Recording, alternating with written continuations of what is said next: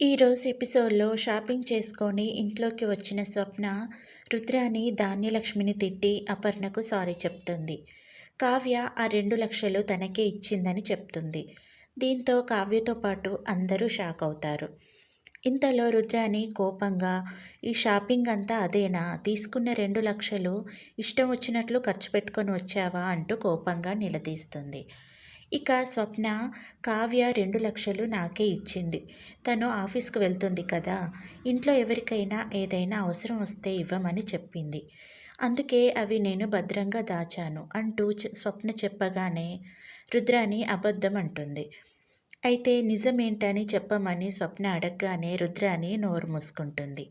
ఇక స్వప్న పైకి వెళ్ళి 2,00,000 తీసుకొచ్చి ఇస్తుంది. దీంతో అపర్ణ కోపంగా ధాన్యలక్ష్మిని నిలదీస్తుంది. ఇక ప్రకాష్ ధాన్యలక్ష్మిని తిట్టి లోపలికి వెళ్ళమంటాడు. ఇక రాహుల్ స్వప్నకి కనిపించేలా డబ్బు ఎందుకు దాచావని అడుగుతాడు. దానికి కనిపించేలా ఎందుకు దాస్తాను అని కంగారుగా బీరువా తెరిచి చూస్తుంది రుద్రాని. అందులో తాను దాచుకున్న 5,00,000 కొట్టేసిందని ఇద్దరు బాధపడతారు. ఇంతలో స్వప్న వచ్చి, "ఏంటి నిజం తెలిసిపోయిందా? మీకు నేనే కరెక్ట్. ఏ పాపం తెలియని నా చెల్లిని దొంగం చేయాలని చూశారుగా. అందుకే 5,00,000లోంచి 2,00,000 తీసి వాళ్ళకి ఇచ్చేశాను" అంటుంది. ఇక రుద్రాని, "మరి 3,00,000" అంటుంది. "ఇంకెక్కడ 3,00,000? ఇందాక మోసుకొచ్చిన క్యారీ బ్యాగ్స్ ఏమనుకుంటున్నారు? వాటి నిండా షాపింగ్ చేసి 3,00,000 ఖర్చు పెట్టాను" అంటుంది. ఇక రాహుల్, "ఇప్పుడే వెళ్ళి జరిగిందంతా అందరితో చెప్పేస్తాను" అంటాడు.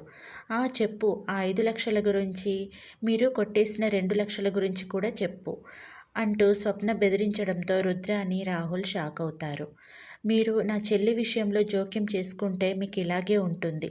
జాగ్రత్త" అంటూ వెళ్ళిపోతుంది. ఇక కావ్య వచ్చి స్వప్నను హగ్ చేసుకొని, "చాలా హెల్ప్ చేశావక్క" అంటూ హ్యాపీగా ఫీల్ అవుతుంది.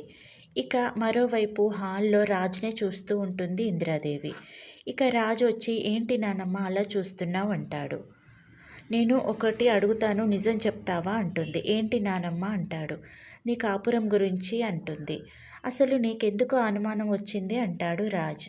ఇక ఇందిరాదేవి, "కావ్య ఇంతకు ముందులా లేదు. మీ ఇద్దరి మధ్య ఏం జరుగుతుంది?" అంటూ నిలదీయడంతో రాజు షాక్ అవుతాడు. ఇంతలో కావ్య కిచెన్లోంచి వస్తుంటే పిలిచి, "నానమ్మకు మన మీద అనుమానం వచ్చిందంట" అంటూ లేని ప్రేమను నటిస్తూ నాటకమాడడంతో ఇందిరాదేవి, కావ్య నవ్వుకుంటారు. ఇక రాజ్ పైకి వెళ్తాడు. "వాడు నాతోనే నాటకాలాడుతున్నాడు. నువ్వు నాటకమాడడంలో తప్పేం లేదు. నువ్వు వెంటనే తెర తీయి, నీ వెనకాల నేనుంటాను" అని ఇందిరాదేవి చెప్తుంది. ఇక పైకి వెళ్ళిన రాజ్ కావ్య రావడం చూసి గట్టిగా శ్వేతతో ప్రేమగా మాట్లాడుతున్నట్టు నటిస్తాడు. "శ్వేతతో మీరు బాగా మాట్లాడుకోండి. నేను మిమ్మల్ని డిస్టర్బ్ చేయను. కావాలంటే నేను బయటికి వెళ్ళి పడుకుంటాను. మనలో మనకు దాపరికాలెందుకు?